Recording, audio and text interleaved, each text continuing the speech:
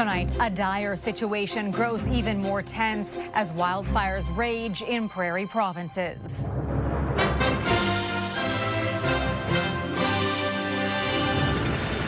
More evacuations ordered as flames force thousands from their homes. Between 400 and 500 people that we evacuated. The dangerous weather factors that could further fuel the fires. I'm very worried here. Doubling down, Donald Trump hammers his northern neighbor in an escalating trade war. We will have to figure out, how much we can absorb. The long-range impact of a 50% tariff on steel and aluminum. And delivering a message to Canada Post. What unionized employees want the Crown Corporation and you to hear as contract negotiations hit an impasse. We're actually farther apart now than we were last year. Plus, crafting a patriotic puzzle. It's everything great about this country in puzzle form. The inspiration behind the word surge that makes Canadiana the name of the game.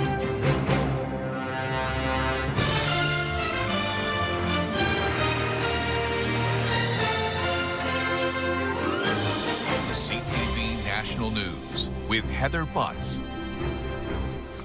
Good evening. Thousands of people are on the move in Manitoba and Saskatchewan this weekend, forced from their homes as fires rage nearby. Both provinces remain under a state of emergency, with more evacuations ordered as crews battle the flames.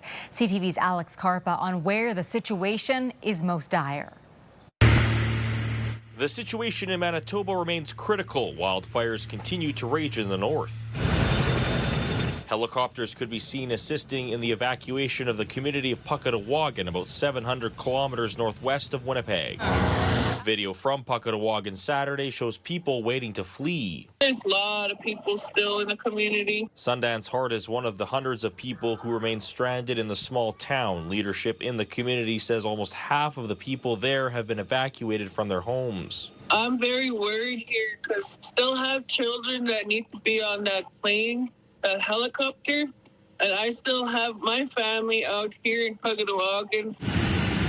Over 17,000 people to date have been ordered to evacuate several communities in northern Manitoba, an unfolding emergency as people continue to flood to the south.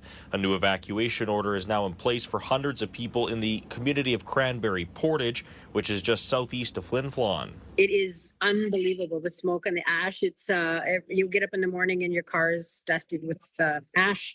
The smoke burns your throat, and it is very it's something like I've never seen. It's not just Manitoba dealing with wildfires and evacuation orders, but Saskatchewan and Alberta are seeing evacuations ramp up as fires continue to burn. In a situation where we just can't have another fire. Saskatchewan currently has 16 fires, with 6 of them out of control. The province says more air support is on the way. 5 802 aircrafts and 1 bird dog, along with an air attack officer, is arriving from British Columbia, and it will be deployed in Saskatchewan very, very shortly. Alberta is dealing with dozens of wildfires across that province, but beyond that, officials are also continuing to monitor the Kiskatinaw River wildfire burning southwest of Kelly Lake in BC. That fire is 7 kilometers away from the Alberta border and is estimated at 4,500 hectares. Alex Karpa, CTV News, Winnipeg. Making the fire situation even more tense, there is no rain in the immediate forecast for many of the areas dealing with wildfires. Environment Canada has also issued air quality alerts for much of the country due to smoke. And billowing smoke from Canada is also seeping deep into the U.S., worsening air quality for millions. Hazy skies sparking concerns in the upper Midwest states, the wildfire smoke reaching all the way down to the Gulf Coast. To politics now, and an escalation in the U.S. president's trade war. Donald Trump threatening to double tariffs on steel and aluminum imports. It's another potential blow to Canadian manufacturers who are already struggling. CTV's Colton Prail takes a closer look at who will be hit the hardest and why. At Kitchissippi Beer Company, these cans are causing quite the headache, and not because of what's inside. For craft breweries across Canada, King Cans, or Tall Boys, make up the vast majority of the beer they sell. But the cans are made in the U.S. using primarily Canadian aluminum, a target of Donald Trump's tariffs. if you don't have steel. Tariffs, the U.S. president says, will increase from 25% to 50% on Wednesday. We will have to figure out, if we can, how much we can absorb, but it'll be impossible for us to absorb that whole increase. We will unfortunately have to increase prices, which is going to affect sales. The impacts of the potential tariff hike are widespread and potentially devastating for steel producers. 50% of what we produce heads to the United States, so that market will just shut instantly. Meanwhile, housing developers say the existing tariffs added around $11,000 in extra costs to single-family homes, and many times more for high-rise condo buildings. At 50%, they say major projects could be canceled. If you can't make the numbers work and if the economics of the projects don't work, which they will not with these kind of increases in the cost of the construction and the problems that we're dealing with, you can't be building. The building will just stop. The Canadian government says it's taken note of the situation and plans to discuss the issue when the Prime Minister and Premiers meet in Saskatoon Monday. Small businesses are just hoping this latest uncertainty will quickly pass. We're looking at all options right now, but there's nothing, it's all short-term fix because, as we know, this issue that we're dealing with changes daily, weekly. The Canadian Steel Producers Association is calling for immediate retaliation against the U.S. Ottawa has previously waited to respond until tariffs are actively in place. Heather. Colton Prail in Ottawa, thank you. Tackling the trade war will be a key theme of the Prime Minister's two-day meeting with premiers starting Monday in Saskatoon, with one notable absence, BC's premier, who is looking to shore up trade with Asia. The work that we're doing in Asia will be supporting what's being discussed at the table, which is how do we make Canada more independent, more sovereign, less dependent on the United States, more diversified in our trade relationships. So it's crucial work. I wish I could be at the table, but I won't be. BC Premier David Eby will have the Deputy Premier sit in his place. Eby's office says the 10-day trade trip covering Japan, South Korea and Malaysia was booked before the First Minister's meeting was scheduled. Unionized mail carriers were out on the streets today voicing their frustrations. The demonstrations coming a day after Canada Post called on the federal government to make them vote on its last contract offer. CTV's Kamal Karamali on where the negotiations are right now.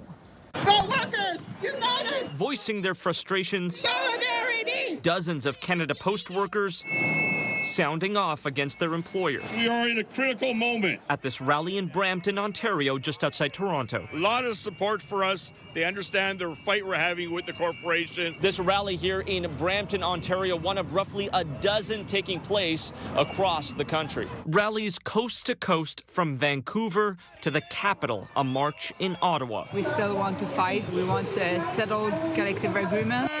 Making noise while contract talks between Canada Post and the union remain quiet. Canada Post doesn't want a negotiated deal.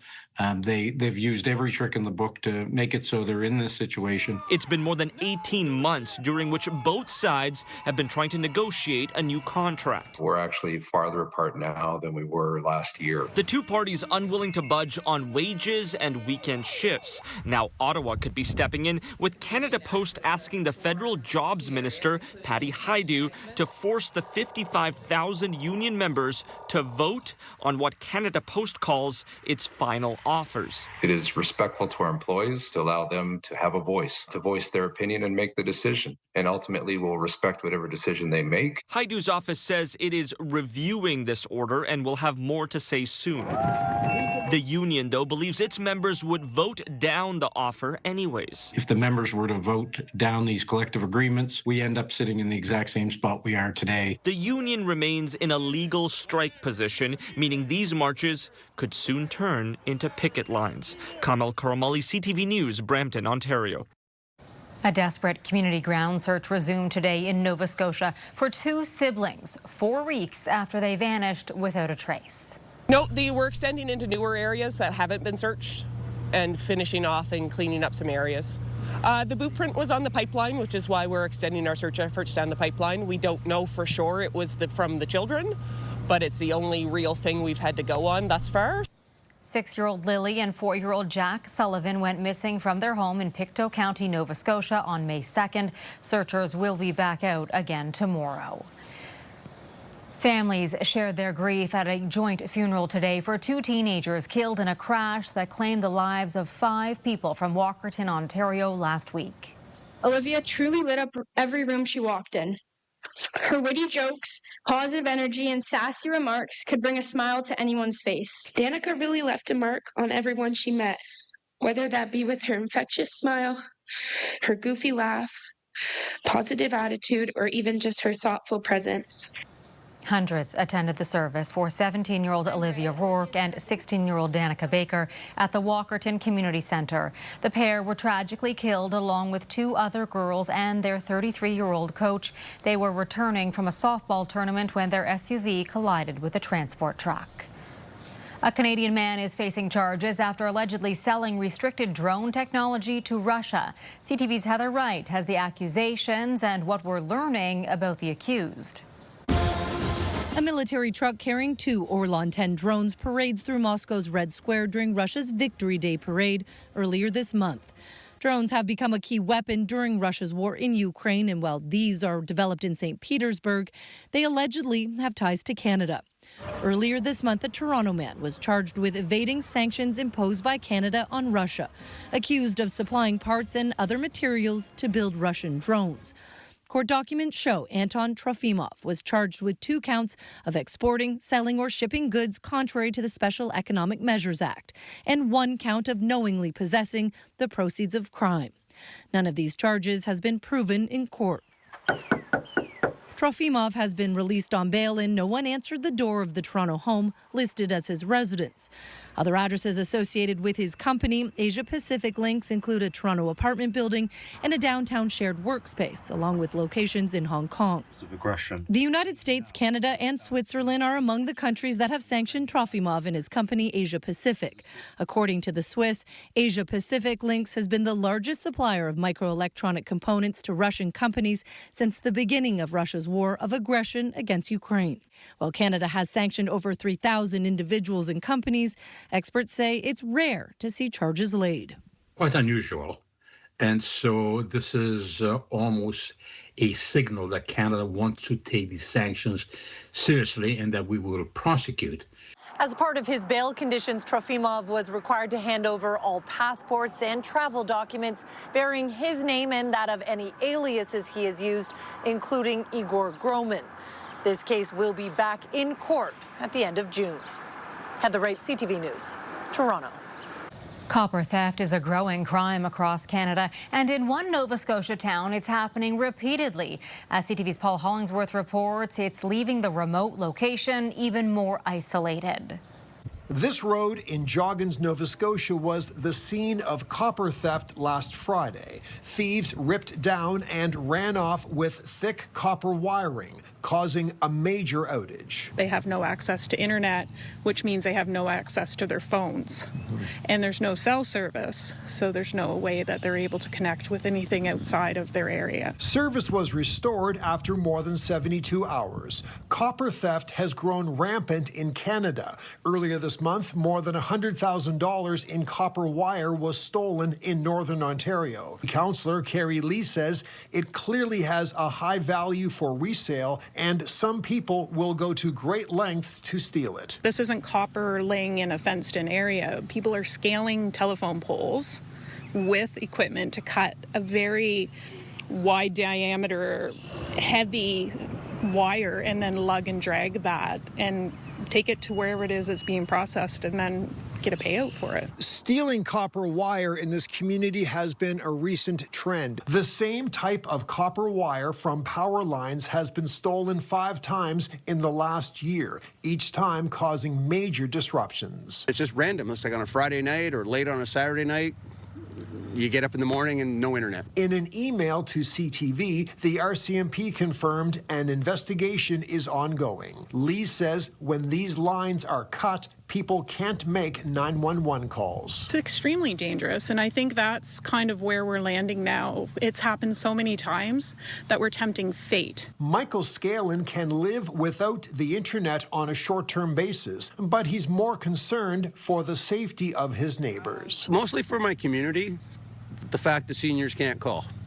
Like, that actually chokes me up. Scalin wants enhanced surveillance cameras installed to make sure this repeat crime doesn't happen again. Paul Hollingsworth, CTV News, Joggins, Nova Scotia. Coming up after the break. You need to take care of yourself, huh? A lighthearted lesson on choosing words carefully around caregivers. Plus, why there's more than meets the eye to this spectacular sight.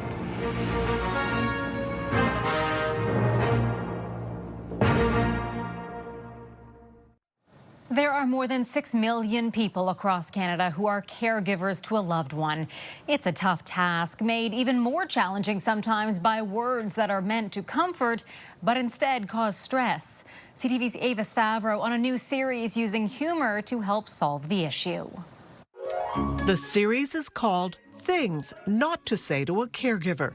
Tips for family and friends on how to avoid those words and phrases that don't help caregivers. Remember, Johnny, life doesn't give us more than we can handle. And may hurt those caring for a loved one with disability, disease, or dementia. You need to take care of yourself, huh? Katrina Prescott and Jessica Fraser spent years as caregivers to their mothers and were frustrated by unhelpful advice from friends and family. I think it'd be better for everyone if she went into long-term care. You know, then all her needs would be met. It would make me feel more exhausted. I would feel judged. People asking, how can I support you? You know, just walk into my house. You can see it's a mess. Do some dishes or take out the garbage. What did you just say? After their mothers passed, the two filmed a series based on actual comments. Let's try that again, shall we? Featuring their imaginary Carrie godmother. Like a fairy godmother, but for caregivers. Who doles out uncomfortable lessons. Let's try this again, shall we? Johnny,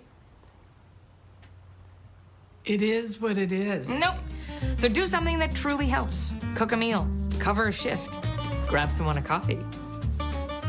I think these videos are awesome, giving people tangible advice so that they can make just small adjustments to their daily lives to support the caregivers around them will make a world of difference. The videos also help raise the profile of this largely invisible and unpaid workforce. We can do a lot to support caregivers and to make them visible and to value them.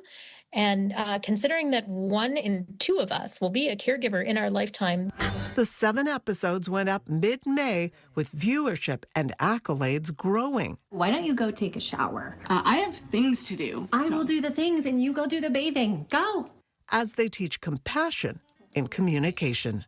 Avis Favreau, CTV News, Toronto. Coming up after the break, iceberg ahead. Why it's shaping up to be a banner year in Newfoundland.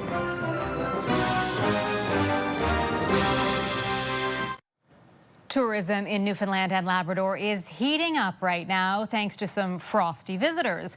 Icebergs are once again flowing past the province and attracting crowds to the shoreline. CTV's Garrett Berry finds out why this year they're receiving a special embrace. This chilly visitor near St. John's is attracting quite a crowd. From first-time viewers... It's amazing. I thought it would be just a little speck, but it's quite a lot larger than I thought. ...to longtime admirers. The confliction of frozen and water running. That's one thing that, you know, why does it last so long out in the water? It seems like everyone's chasing icebergs this week all across Newfoundland and Labrador. Some of the most spectacular photos in central parts of the province, Bonavista and Twillingate. We live in a great part of the world where we can actually experience this on a regular basis. Despite how impressive some of these icebergs have looked over the past couple of weeks, the real professional trackers say it's really been just an okay year so far, especially considering the other part of the equation, sea ice. Yes, we've seen some stunning shots, undoubtedly more than last year, but according to the calculations of the Sea Corps Remote Sensing Lab in St. John's, this year's numbers are nowhere near what the province would see decades ago. This lab tracks icebergs for tourists and for offshore oil and gas vessels. Vice President Desmond Power told CTV News that maybe we're finding a new normal. Winter temperatures that are still higher than historical average, melting many bergs in their tracks. It looks like a crystal pearl on the ocean, right? Yeah. It's very nice. And imagine that it comes from the North Pole or from maybe at least 1,000 miles away. That's why there's such a big embrace this time around. And with each big berg, a big bonus for the tourism industry in this province. Garrett Berry, CTV News, St. John's. Still ahead, how one man's love for his great-grandmother led to the perfect puzzle.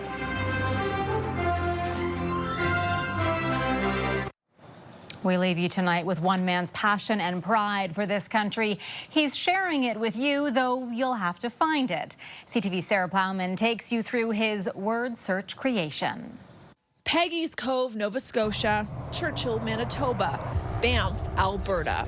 How about the Trailer Park Boys? Anne Murray or Michael J. Fox?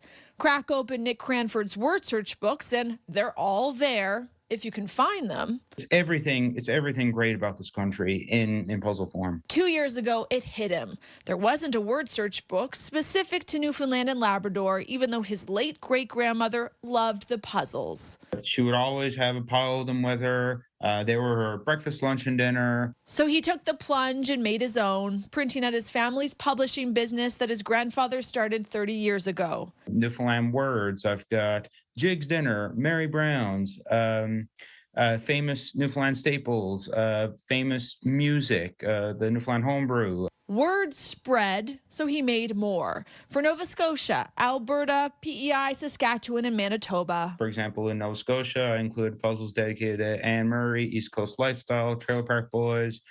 With Alberta, I included puzzles dedicated to the Oilers, the Flames, Banff, Nickelback. Next came Ontario, Toronto, and recently New Brunswick with BC and Quebec, and a Canada one on the way before Canada Day. The plan was to always complete the collection, but the recent surge in patriotism urged him to speed it up. I want to strike while it's hot, because right now everyone's all proud. I mean, we should be proud anyway, but so yeah, I just want to get it out, and I felt it was my duty. His way to put Canadiana onto the page. I am happy to play my small part in making this country great. We all have a role to play. And play, he encourages, as people learn and discover the little pieces that together make up Canada. Sarah Plowman, CTV News, Fredericton. A great way to celebrate the country. That is our newscast for this Saturday night. I'm Heather Butts. For all of us at CTV National News, thank you for watching. Good night, and I'll see you again tomorrow.